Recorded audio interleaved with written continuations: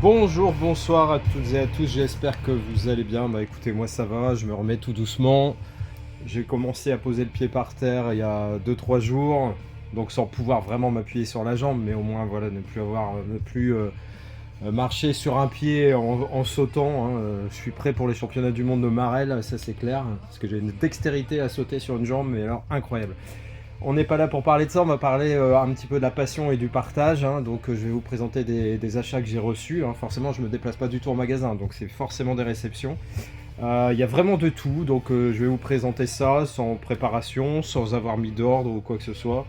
On y va tout de suite. Alors ça, je l'avais eu Blue Cats, Opération Fortune, donc dernier film, je pense, de Guy Ritchie avec notamment Jason Statham, Josh Hartnett et puis Hugh Grant.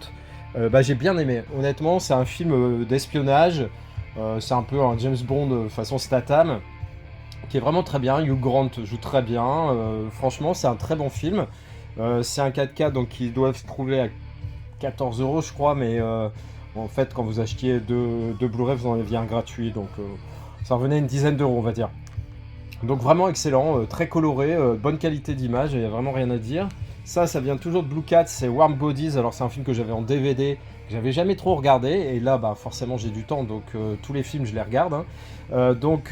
J'ai bien aimé, honnêtement, une romance entre un zombie et une humaine. Hein. Je vais pas spoiler davantage, mais honnêtement c'est beaucoup moins cucu et moins nul que ça en a l'air. Il y a notamment John Malkovich qui joue le père de la fille. Et franchement, ouais, ça a été un bon divertissement. Je l'ai regardé hier après-midi. Film français que j'ai trouvé bien sympa avec une Sophie Marceau c'est un film de 2014, donc elle avait 48 ans. Franchement, je souhaite à beaucoup de femmes d'être comme elle à 48 ans. Alors dedans, elle a un rôle un peu de grosse chaudasse, hein, honnêtement. De toute façon, c'est le rôle qu'elle incarne, hein, une femme qui se laisse aller à toutes ses envies sexuelles. Patrick Bruel, lui, par contre, il veut guérir de son addiction au sexe et donc est en plein sevrage, on va dire, quand il la rencontre. Et elle a vraiment tout pour représenter le diable et la luxure. Donc c'est vraiment très très intéressant. Et moi j'avoue que c'est deux acteurs que j'aime beaucoup. Patrick Bruel, je le préfère même en acteur qu'en chanteur, c'est même évident. Il y a vraiment des films exceptionnels avec lui, dont Le Prénom, Union Sacrée, etc. Enfin bref. Et Sophie Marceau, c'est pareil, bon, elle chante pas, donc on s'en fout. Mais honnêtement, très très bon, c'était vraiment sympa. Et donc, ouais, je vous ai pas dit, Warm Bodies, celui-là était à 3 € sur Blue Cats. Deuxième Maléfique, toujours chez Blue Cats, qui était à 7,50 €, donc ça vaut le coup, parce qu'il y a pas longtemps, il était pas loin de 20 balles. Alors, c'est deux nouvelles, vraiment alors basées sur des nouvelles d'Edgar Allan Poe. C'est vraiment dans l'esprit Conte de la Crypte, ou ouais, franchement, Conte de la Crypte. J'ai regardé la première histoire, il y a deux histoires, c'était bien mais c'est pas fou non plus, hein. Honnêtement, voilà, je suis très mitigé, je le trouve pas nul, mais je crie pas à l'extase et au génie quand je regarde ça. Par contre, sur ce film, j'ai vraiment pris une claque, c'est un film que j'avais jamais vu, hein, de Francis Ford Coppola, donc Les Jardins de Pierre. Alors c'est un film qui traite de la guerre, sans montrer d'images sordides, ou quasiment pas, vraiment pas d'images de guerre. Hein.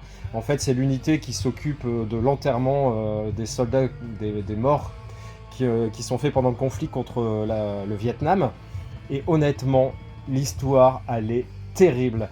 Il y a Angelica Houston, mais moi, ce qui m'a surtout bluffé, c'est la prestation de James Caan. C'est un film que je n'avais jamais vu, alors je connaissais la jaquette, de l'époque même Vidéoclub, hein, et je l'avais jamais possédé, même que ce soit en DVD ou quoi que ce soit. Donc là, je me suis lancé, pareil, les 3 à 3 €, et franchement, c'est un putain de bon film. J'ai pris comme beaucoup, hein, très fan des Dents de la Mer. Là, forcément, s'il y avait deux avec en plus le 4K, j'allais forcément sauter sur l'occasion. C'est vrai que le visuel de l'affiche, j'en aurais préféré éventuellement un autre. Là, c'est la vue du requin qui va croquer une belle paire de fesses. C'est un peu dommage. Hein. Il est plus gourmand que gourmet. Hein. Il fait un peu nimp. Bref, ne tergiversons pas là-dessus. En tout cas, le 4K est d'une aussi belle restauration que pour le premier Dents de la Mer. J'ai vraiment adoré revoir Roy Scheider dedans. J'ai vraiment beaucoup aimé ce volume 2. Je préfère pour l'instant le volume 1 et je sais que les 3 et 4, je vais pas les réadorer si je les revois, je pense pas. Donc le 1 restera toujours mon favori, et ensuite celui-ci vient juste derrière, mais vraiment très très bon, et très content de retrouver les acteurs connus, on va dire. Toujours c'est Blue Cats, donc un film que j'ai découvert sur Amazon Prime avec Adrien la dernière fois qu'il était venu, Mad ID, et j'ai complètement craqué, j'ai adoré ce film et je me suis dit il faut absolument que je le possède. Donc très très bon film, il n'y a pas vraiment d'acteur connu à part Casper Van Dien, hein, celui qui jouait le soldat dans Starship Troopers, mais c'est un film what the fuck, un peu à la Greenhouse, vraiment qui se prend pas au sérieux, un peu, vous savez, tous les films Iron Sky, enfin, j'ai pas de titres comme ça qui me reviennent en tête, mais c'est sa mise sur... parce que là, en fait, les Suisses, ça fait vraiment clairement un peu des nazis, hein. Le mec, Casper Van Dien, c'est un dictateur. En fait, ils font la chasse aux allergiques au lactose, je crois, parce que en fait, leur cheval de bataille, c'est le fromage suisse. Mais franchement, des situations de fou, c'est assez gore.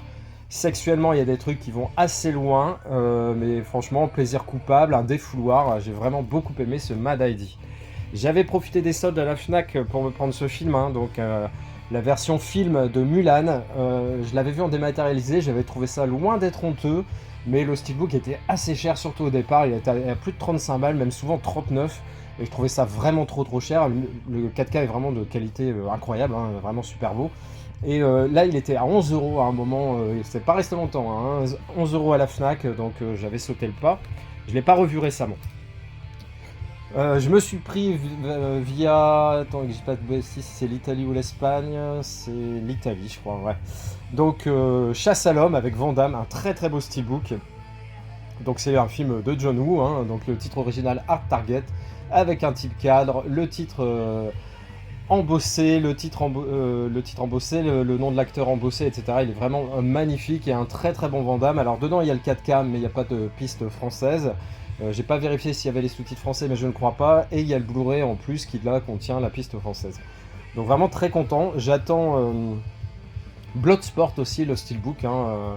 Je pense que c'est des steelbooks qu'il faut se dépêcher de posséder parce que ça va être chaud patate après pour les retrouver. Si vous allez les retrouver, mais à 80 ou 90 balles. Donc autant les acheter quand ils sont à leur prix normaux, pardon. Mais vraiment voilà, très content de l'avoir. Fatman, alors j'avais un peu peur, j'ai attendu un petit moment avant de l'acheter et là il était lors des soldes à 7,49 € je crois sur Amazon. Donc film avec Mel Gibson qui joue le rôle du Père Noël. Alors c'est vraiment pas conventionnel du tout, la façon de jouer tout ça et un peu, on va dire, le folklore qu'il y a autour de Noël et tout ça, l'histoire.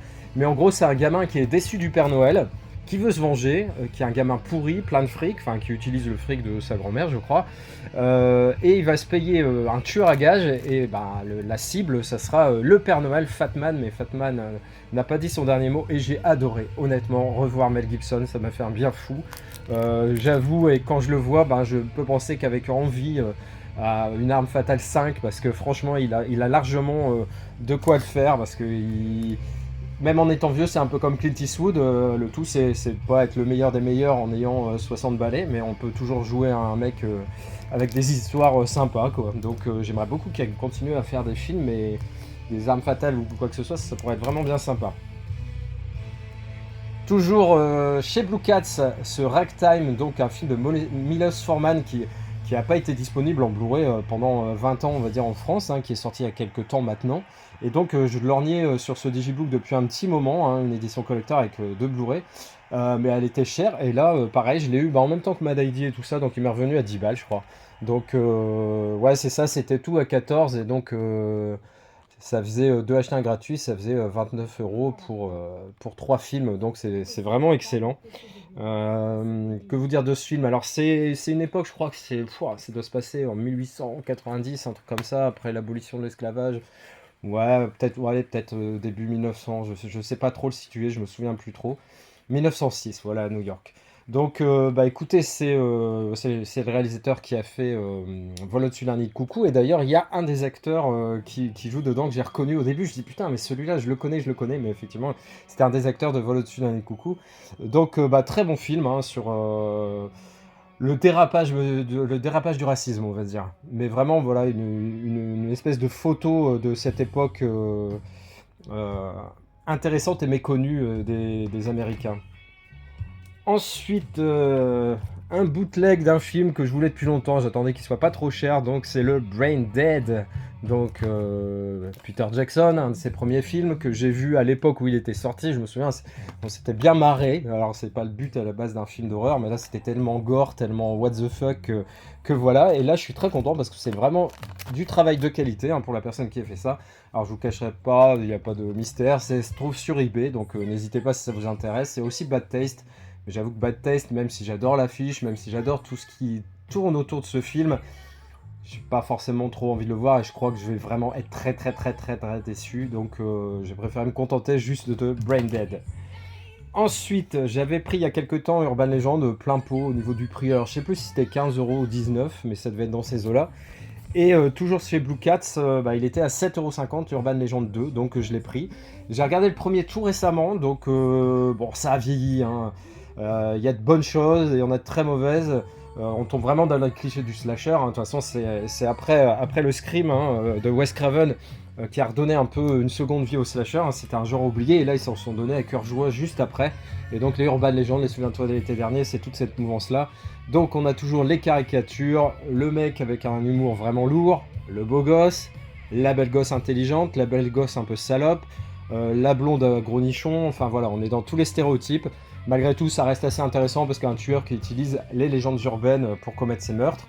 L'Urban Legend 2, je l'ai pas revu, je vais peut-être même le regarder après cette vidéo, donc on va voir ce que ça dit. Mais en tout cas, voilà, je suis pas déçu, on sait à quoi s'attendre quand on regarde ce genre de film. Ça, c'était aussi à Blue Cat, j'avais fait 2 commandes, une de 5 ou 6 films et une de 3. Donc The Two Faces of January, ouais, janvier quoi.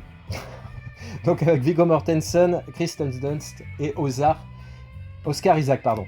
Et déjà, c'est le trio d'acteurs qui m'a donné super envie. Ensuite, c'est l'auteur du talentueux Monsieur Ripley. Il faut que j'arrête la vidéo. Vous voyez, je sature. J'ai plus l'habitude de faire des vidéos longues. Et donc, ça a l'air très sympa. Si vous l'avez vu, n'hésitez pas à m'en parler parce que je ne connais pas grand-chose de ce film. Là, on va passer très vite. C'est sur la vague de Steelbook James Bond qui était sorti il y a à peu près un an maintenant, un peu moins. Donc j'avais dit non, je craquerai pas. Et puis après, bon, j'ai des James Bond préférés hein, qui sortent un peu du commun, on va dire, pas dans le sens où c'est souvent des films que les gens vraiment fans de James Bond n'aiment pas forcément. Et moi, c'est comme ça. Après, c'est une histoire, c'est selon comment on l'a vu, avec qui, à quelle époque et tout ça. Et ça peut jouer au-delà de la valeur vraiment scénaristique ou cinématographique vraiment de l'œuvre. Donc voilà, après je vais pas me justifier pendant 10 ans pourquoi j'aime ces films-là. Donc il y a Tuer n'est pas joué, The Living Daylights, que j'adore. Alors c'est avec Timothy Dalton. Alors c'est le James Bond le plus boudé on va dire, et moi c'est... Avec Roger Moore, c'est mes deux préférés, quoi, on va dire. J'aime beaucoup, honnêtement, j'adore celui-ci. Ensuite, A View to a Kill, c'est donc dangereusement votre. Donc ça, c'est avec Christopher Walken, Grace Jones et Roger Moore dans le rôle de James Bond. Je le trouve terrible, celui-là. Ça se passe à Paris. Il y a vraiment des scènes incroyables. Musique du film, Duran Duran. J'adore. Je l'ai vu au cinéma. J'étais en 6ème, donc je suis né en 73, donc ça devait être en 84, 85, 86 maximum. Et je suis allé le voir 2 ou 3 fois hein, sur une quinzaine de jours au cinéma. Et il y avait, je me souviens, un grand James Bond en carton dans le cinéma. Il y avait plein de dépliants. À l'époque, ça se faisait encore. Vous savez, comme des publicités sur les films. Et on pouvait se servir. Et j'en avais pris des tripotés. J'en avais décoré ma chambre. Et j'adorais ça. Roger Moore qui est dos à Grace Jones. Cette affiche-là, vraiment terrible. Et d'ailleurs, je vais y mettre quelque chose sur mes steelbooks de James Bond. Alors, je vais pas tous les prendre. Parce que j'ai déjà le gros coffret hein, qui est magnifique avec la totale. J'ai déjà les 5 steelbooks des films de Daniel Craig. Mais là, il y en a encore quelques-uns qui me font envie. Mais je vais prendre vraiment que les James Bond que j'aime. Donc celui-là, il en fait partie. Et le troisième que j'avais pris dans l'offre, parce que c'était 3 pour 30 €, c'est Octopussy, toujours avec Roger Moore. Le milieu du cirque, les œufs de Fabergé, la puce qui va... Non, franchement, pareil, je le trouve génial, j'adore. Et pourtant, c'est pas un des préférés, on va dire, même de ceux qui aiment bien Roger Moore. Ils vont plus vous parler de L'espion qui m'aimait ou des choses comme ça qu'Octopussy. Mais moi, là, c'est mon trio, en fait. C'est mes 3 préférés. Je parle pas de ceux de Daniel Craig, hein. Je parle de, on va dire, génération précédente. Voilà, et donc bah, il y en a 3 autres qui vont suivre, et il y en a 2 autres que je voudrais, donc en gros j'en voudrais 8. J'en ai déjà 3, c'est déjà pas mal. Voilà, voilà. Encore 2 films à vous présenter, votre cauchemar sera terminé. Donc comme beaucoup, bah, je me suis procuré le Scream 6, hein, j'allais pas attendre qu'il soit en rupture ou que les gens vendent ça à une fortune sur le net. Donc je l'ai pris en précommande il y a des mois déjà de ça. Et attendez, c'était 8 euros quelque chose, alors je crois que c'était sur Amazon. Donc le Space Jam 2, hein, New Legacy avec LeBron James, j'ai adoré, honnêtement. Alors il faut oublier le premier, mais sinon c'est terrible, il y a des scènes terribles. Quand ils vont commencer le match de basket et que vous avez tous les animaux, tous les dessins animés qui débarquent pour voir le match, on voit les Flintstones, on voit King Kong, on voit le géant de fer, etc. C'est magnifique, visuellement sur une télé OLED, ça rend, mais je vous en parle même pas, et au niveau du son c'est pareil, pardon, et l'histoire il y a une bonne morale, moi j'ai vraiment beaucoup aimé, et c'est pareil, j'avais hésité plein de fois de l'acheter, mais je savais très bien que c'était pas non plus le film de l'année, et là à 8 euros, bah, j'ai sauté sur l'occasion et je suis vraiment, vraiment pas déçu. Voilà, bah ce sera tout pour cette petite vidéo, j'espère que vous avez passé un bon moment avec moi, moi j'en ai passé un très bon avec vous, n'hésitez pas à commenter, à liker, et à vous abonner, on se dit à très bientôt, allez ciao. I'll be back.